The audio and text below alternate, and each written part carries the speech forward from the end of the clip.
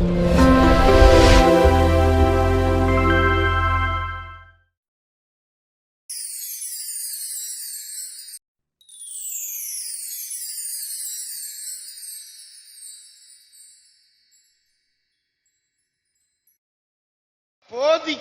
ஊழியர்கள் தேவை. So we need servants of God to teach.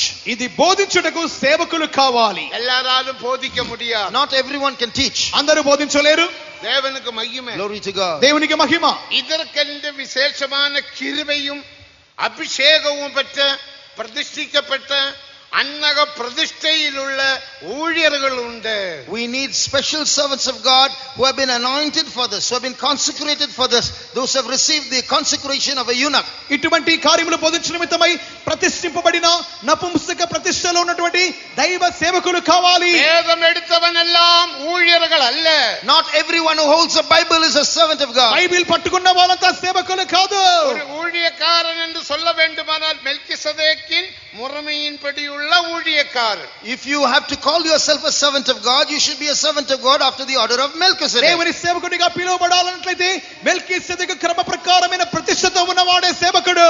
2 కొరింథీయర్ 5:20 వచనத்தின்படி 2 Corinthians 5:20 2 కొరింథీ 5:20 ప్రకారం உப்ரவாகுதலின் ஊழியத்துக்கு ஏற்றதான ஸ்தானாதிபதிகள் என்று நாம் வாசிக்கிறோம். God has ordained ambassadors to do this work, to preach the word of reconciliation. సమాధాన పరిచర్యలోని ఉపదేశమును ప్రకటించు నిమిత్తమై క్రీస్తు రాయబారులు. இந்த உபதேశம் எல்லாராலும் போதிக்க முடியாது. Not all can teach this doctrine. ఈ ఉపదేశాన్ని అందరూ బోధించలేరు. அனுபவம் இல்லாமல் போதித்தால் அந்த போதனை வெறும் எழுச்சிதான். If one speaks without experience, that teaching is just emotion. అనుభవము లేని బోధన అది ఉద్రేకం మాత్రమే. புத்தகத்தை எல்லாம் வைத்து நோட்ஸ் எல்லாம் எடுத்து பார்த்து பிரசங்கம் பண்ணலாம். அந்த பிரசங்கம் எழுச்சி. If you just look at notes here and there and books from various sources and preach a sermon, you can preach, but you will end up in mere emotion. Books చదువుకొని బాగా రాసుకొని చూసి చెప్పవచ్చును కానీ అది కేవలం ఉద్రేకమే. అనుభవத்திலிருந்து பேச வேண்டும். But you should speak from experience. అనుభవంలో నుండి మాట్లాడాలి. புத்தகத்திலே சத்தியங்கள், வேதத்திலே சத்தியங்கள் உன்னுடைய அனுபவமாக நீ மாற்ற வேண்டும். Which means the truths in the books and the truths of the Bible should become your experience. పుస్తకములోని సత్యములు పరిశుద్ధ సత్యములు మీకు అనుభవముగా మారాలి. రోమర్ 5:3 వచనத்தை நாம் வாசிக்கும்போது, reading from Romans 5:3, రోమా 5:3 నందు உபத்திரவம் பொறுமையையும், பொறுமை அனுபவத்தையும், அனுபவம் நம்பிக்கையையும் அறிந்து கொண்டு நாங்கள் நம்பிக்கையில் சந்தோஷமாய் இருக்கிறோம். Tribulation works patience, patience works experience, and experience hope, and that hope makes us not ashamed. శ్రమ ఓర్పును, ఓర్పు పరీక్షను లేక అనుభవాన్ని, అనుభవం నిరీక్షణ కలుగుచు ఎరిగి శ్రమల యందు అతిశయపడుచున్నాము. தெய்வீக சுகம் என்பது என்னுடைய விஷயத்தில், தேஜுவின் விஷயத்தில், தேவசகாய விஷயத்தில், இங்கே இருக்கிற எல்லா ஊழியர்கள் விசுவாசிகள் விஷயத்தில் ஒரே சந்தோஷம்தான். இதான் எங்களுக்கு பேரானந்தம். This divine healing in my case and Brother Teju's case and Deva Sahayam's case, in all our situation, it is exceeding joy for us. ఇక దైవిక సుస్థనది నాయక విషయంలోను, బ్రదర్ తేజు విషయంలోను, దేవసగాయ విషయంలోను, ఇక్కడ ఉన్న సేవకుల విశ్వాసం అందరి విషయంలోను గొప్ప సంతోషముగా ఉన్నది. దైవిక సుఖం எங்களுக்கு துக்கம் அல்ல. Divine healing is not something sad for us. దైవిక సుస్థమాగ్యం దుఃఖము కాదు. అపోస్తలిక ఉపదేశం எங்களுக்கு துக்கம் அல்ல. Apostolic doctrines are not something sorrowful for us. అపోస్తల ఉపదేశమాగ్యం దుఃఖము కాదు. தேவனுக்கு மகிமை. Glory be to God. దేవునికి మహిమ. ఇది என்ன சந்தோஷம். You know what great joy this is. సంతోషం. நமக்கு அனுபவம் உண்டு. Because we have experiences. ఎందుకంటే మాకు అనుభవం ఉన్నది. అనుభవిத்தவர்கள் கரங்களை உயர்த்தி அல்லேலூயா சொல்லுங்கள். ஆயிரம் கண்கள் உயரப்பட்டது. Thousands of hands have been raised. வெவ்வேறு చేతులు పైకి లేసి ఉన్నవి. இந்த மகா பரிசுத்த விசுவாசத்தை விட்டு விடாமல் இந்த உபதேசத்துக்காக நாம் போராடுவோமாக. Do not forsake this most holy faith. Strive for this doctrine. ఈ అతి పరిశుద్ధ విశ్వాసమును వదిలిపెట్టగా దాని కొరకు పోరాడుదము. யூதா 20 வசனத்தில் என்ன வாசிக்கிறோம்? What do we read in Jude 20? యూదా పత్రిక 20వ వాక్యమునందు பரிசுத்த விசுவாசத்தின் மேல் உறுதிப்படுத்திக் கொண்டு தேவ அன்பினால் காத்துக்கொண்டு பரிசுத்த ஆவிக்குள் ஜெபம் பண்ணி நித்திய ஜீவனுக்கு ஏதுவாக இரக்கத்தை பெற காத்திருங்கள். Build up yourselves upon the most holy praise, praying in the Holy Ghost. Keep yourselves in the love of God. Look for the mercy of the Lord Jesus Christ unto eternal life. మీరు విశ్వాస పరిశుద్ధమైన దాన్ని మిమ్మల్ని కట్టుకొనొచ్చు, పరిశుద్ధాత్మలో ప్రార్థన చేయొచ్చు, నిత్య జీవార్థమైన ప్రభు యొక్క కనికరం కొరకు కనిపెట్టుచు ఉండండి, ప్రేమలో నిలిచి కాచుకొని ఉండండి. இந்த உபதேசத்துக்காக வைராக்கியமாக போராடும்படிக்க என்னையும் உங்களையும் தேவன் அழைத்தார். God has called you and me to earnestly contend for these doctrines. ఇటువంటి ఉపదేశముల కొరకు పోరాడు నిమిత్తమై నన్ను మిమ్మల్నందరినీ దేవుడు పిలిచి ఉన్నాడు. 1 திமோத்தேயு 6ஆம் அதிகாரம் 12ஆம் வசனத்தை வாசிக்கும் போது விசுவாசத்தின் நல்ல போராட்டத்தை போராடு, நித்திய ஜீவனை பற்றிக்கொள், அதற்காக நீ அழைக்கப்பட்டாய். According to 1 Timothy chapter 6 and verse 12, fight the good fight of faith, lay hold on eternal life, whereunto thou art also called. మొదటి తిమోతి 6:12 నందు విశ్వాస సంబంధమైన మంచి పోరాటము నిత్య జీవము చేపట్టము, అందుకొరకు నీవు పిలువబడి ఉన్నావు. தேவஜனமே, சோர்ந்து போகாமல், அதைரியப்பட்டு பின்வாங்கி போகாமல், விசுவாசத்துக்காக சத்தியங்களுக்காக தைரியமாக போராடும்படிக்க தீர்மானம் பண்ணி முன்னுக்கு வாருங்கள். Children of God, don't get weary, don't get discouraged, don't withdraw yourself, but stand strong, earnestly contend for the faith given to you. దేవుని జనమా, సొమ్మసిల్లిపోయి వెనుకబడిపోయి అధైర్యపడువారుగా ఉండక ఈ ఉపదేశముల కొరకై పోరాడు నిమిత్తమై ముందుకు సాగుదాం. முதலாம் தெசலோனிக்கேயர் 5ஆம் அதிகாரம் 24ஆம் வசனத்தின்படி, According to 1 Thessalonians 5:24, మొదటి తెస్సలోనికైలు 5:24 ప్రకారం, உன்னை அழைத்தவர் உண்மையுள்ளவர், அவர் அப்படியே செய்வார். faithful is he who calleth you, who also will do it. మిమ్మును పిలిచువాడు నమ్మకమైన వాడు గనుక అలాగు చేయును. நீ அதைரியப்படாதே, Don't be discouraged. అధైర్యపడవద్దు. உன்னை அழைத்தவர் அப்படியே செய்வார். He who has called you will do as he has called you. నిన్ను పిలిచిన వాడు చెప్పిన ప్రకారముగానే உன்னை చేయును. அழைத்தவர் உன்னை கற்புள்ள கன்னிகையாக மாற்றுவார். He who has called you will make you a chaste virgin. నిన్ను పిలిచిన వాడు నిన్ను పవిత్రులైన కన్యకగా మార్చును. என்னை மாற்றும் என்று விசுவாசமுடையவர்கள் மறுபடியும் கரங்களை உயர்த்தி ஒரு அல்லேலூயா சொல்லுங்கள். இது போதிக்க ஊழியர்கள் தேவை. So we need servants of God to teach. ఇది బోధించుటకు సేవకులు కావాలి. எல்லாராலும் போதிக்க முடியாது. Not everyone can teach. అందరూ బోధించలేరు. தேவனுக்கு மகிமை. Glory to God. దేవునికి మహిమ. இதற்கென்று விசேஷமான கிருபையும் அபிஷேகமும் பெற்ற பிரதிஷ்டிக்கப்பட்ட அன்னக பிரதிஷ்டையில் உள்ள ஊழியர்கள் உண்டு. We need special servants of God who have been anointed for this, who have been consecrated for this, those who have received the consecration of a eunuch. ఇటువంటి కార్యములు బోధించు నిమిత్తమై ప్రతిష్ఠింపబడిన నపుంసక ప్రతిష్టలో ఉన్నటువంటి దైవ సేవకులు కావాలి. வேதம் எடுத்தவன் எல்லாம் ஊழியர்கள் அல்ல. Not everyone who holds a Bible is a servant of God. Bible పట్టుకున్న వాళ్ళంతా సేవకులు కాదు. ஒரு ஊழியக்காரன் என்று சொல்ல வேண்டுமானால் மெல்கிசதேக்கின் முறைமையின்படி உள்ள ஊழியக்காரன். If you have to call yourself a servant of God, you should be a servant of God after the order of Melchizedek. దేవుని సేవకునిగా పిలువబడాలన్నట్లయితే మెల్కీసెదెకు క్రమ ప్రకారమైన ప్రతిష్టత ఉన్నవాడే సేవకుడు. இராவிட்ட சபையை கட்டக்கூடிய ஊழியர்கள். Or a servant of God capable of building the church. లేక సంఘమును కట్టగలిగే సేవకులు. శరీరமான சபையை எல்லாராலும் கட்ட முடியாது. Not all can build up the church, the body of Christ. క్రీస్తు శరీరమైన సంఘమును అందరూ కట్టలేరు. அவனுக்கு இந்த பிரதிஷ்டை தேவை. They need this consecration. వారికి ఈ ప్రతిష్ట కావాలి. அவனுக்கு ஒரு அழைப்பு தேவை. They have need of a calling. వారికి ఒక పిలుపు కావాలి.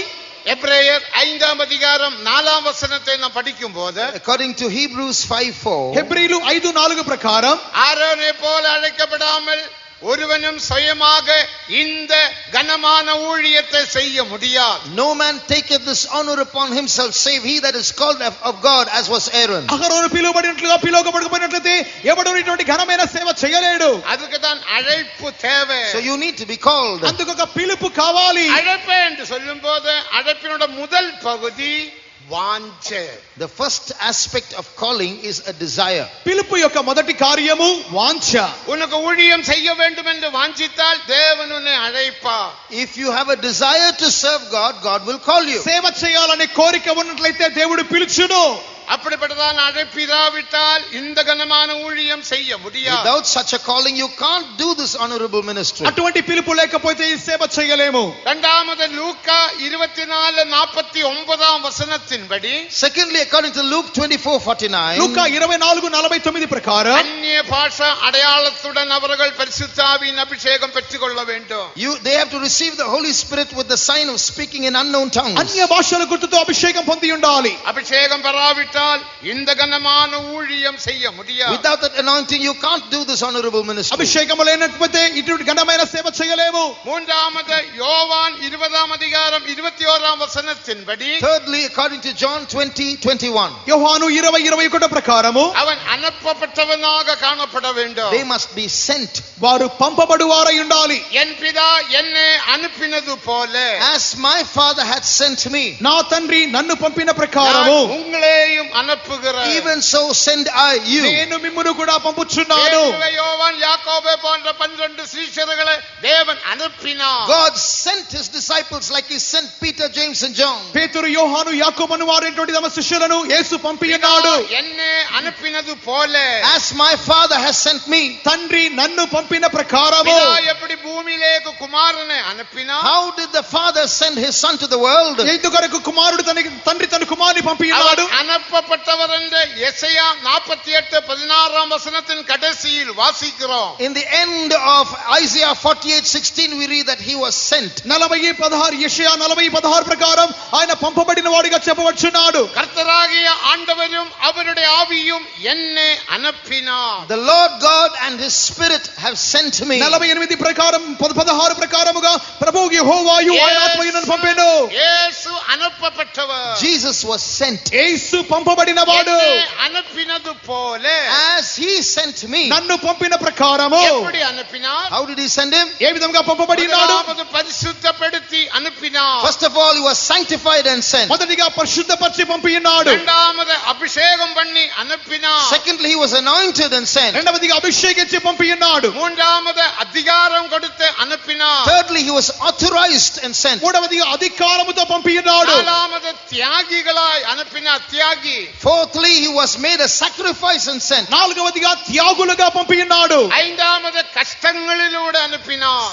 Fifthly, he was sent through suffering. ఐదవదిగా శ్రమల గుండా పంపి ఉన్నాడు. அவருடைய தியாகத்தை குறித்து சொல்லும் போது About his sacrificial nature, ఆయన త్యాగం గురించి చెప్పినప్పుడు மத்தேயு 8:20 வசனத்தின்படி, according to Matthew 8:20, మత్తయి 8:20 ప్రకారం நரிகளுக்கு குழியும் பறவைகளுக்கு கூடும் என்று மனுஷகுமாரனுக்கோ தலை சாய்க்க இடமில்லை. foxes have holes, the birds of the air have nests, but the Son of Man hath not where to lay his head. నక్కలకు పొరియలను ఆకాశ పక్షుల నివాసములు కలిగిరు గాని మనుష్య కుమారునికి తలవాల్చుకుంటూ స్థలము లేదు. விதமாக பேதுரு, யோவான், யாக்கோபு போன்ற சீஷர்களை தேவன் அனுப்பினார். This is how all the disciples, Peter and John and James and the others, were sent. ఈ విధంగా పేతురు, యోహాను, యాకోబు తక్కిన ఇతర శిష్యులను కూడా యేసు పంపి ఉన్నాడు.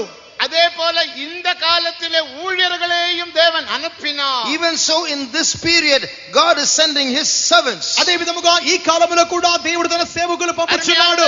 நாங்கள் தியாகிகள்.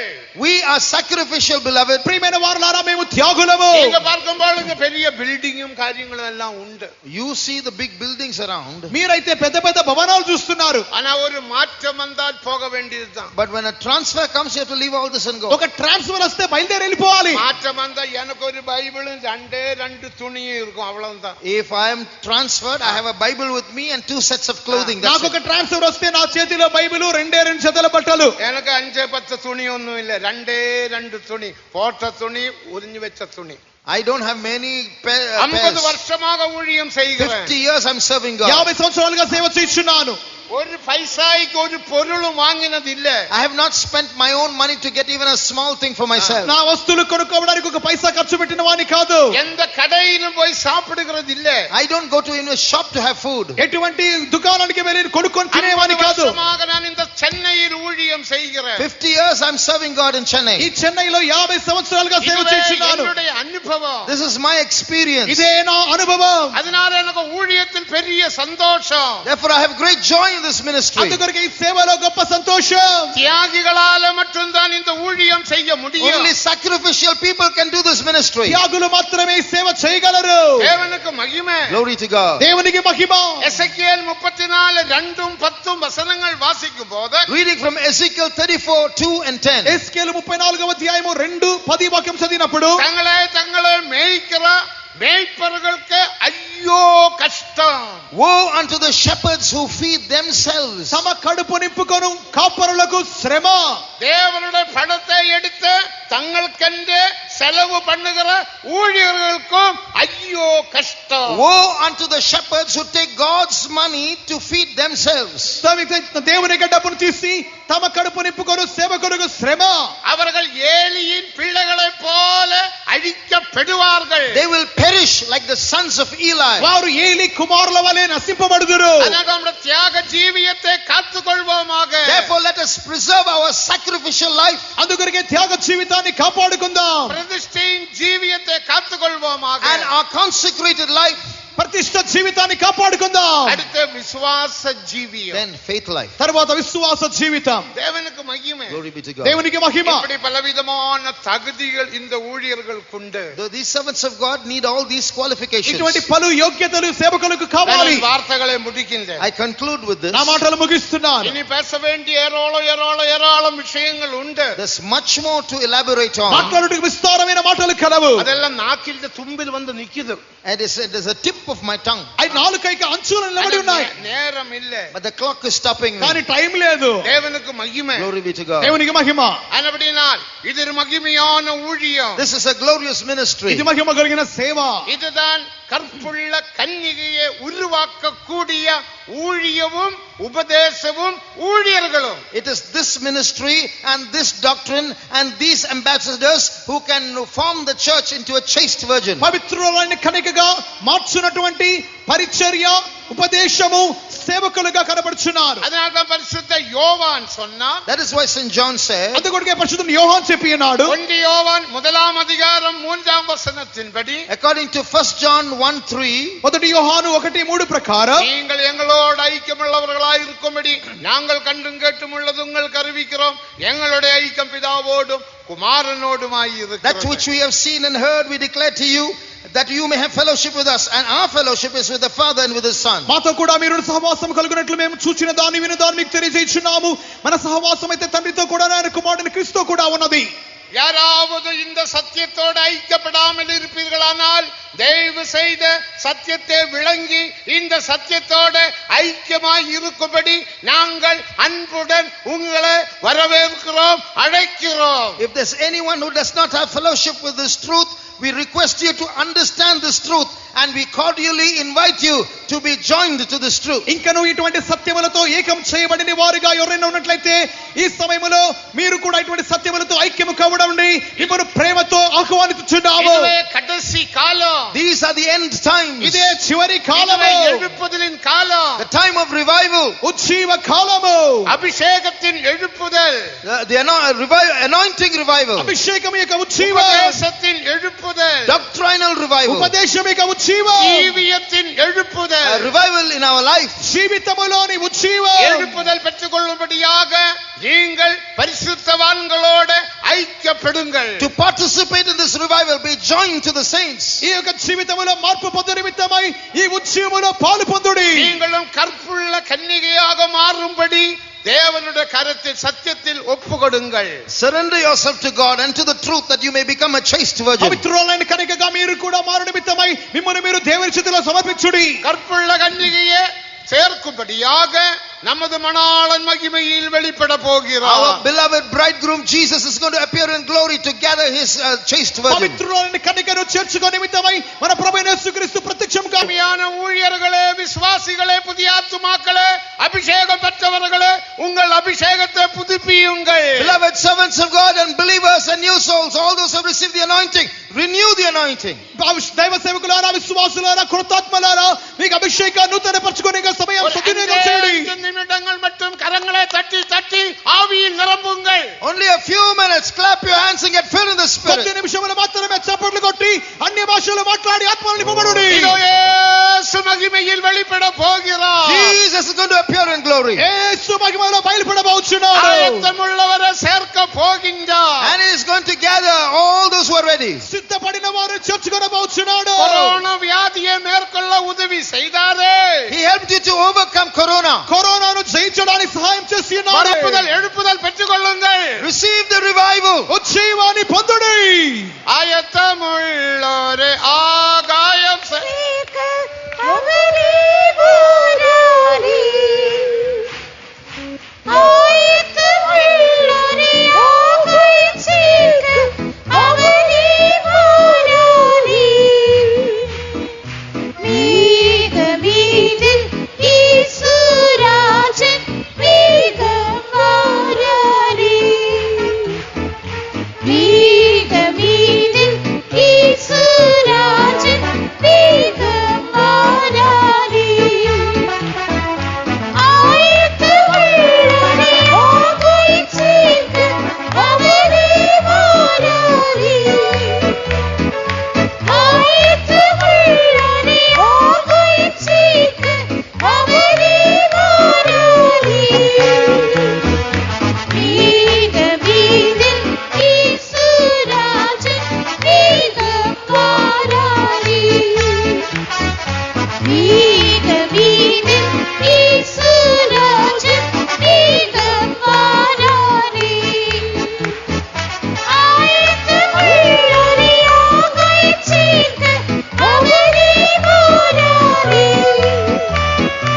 ஆயத்தமுள்ளோரே ஆகாயம் சேர்க்க அவரே போராடி மேகமீதில் ஈசுராஜன் மேகம் வாராரே மேகமீதில் ஈசுராஜன் மேகம் வாராரே மேகமீதில் ஈசுராஜன் மேகம் வாராரே மேகமீதில் ஈசுராஜன் மேகம் வாராரே மேகமீதில் ஈசுராஜன் மேகம் வாராரே மேகமீதில் ஈசுராஜன் மேகம் வாராரே மேகமீதில் ஈசுராஜன் மேகம் வாராரே மேகமீதில்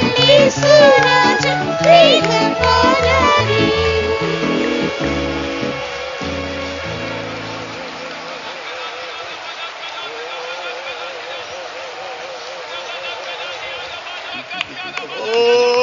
Amen. Hallelujah. Hallelujah.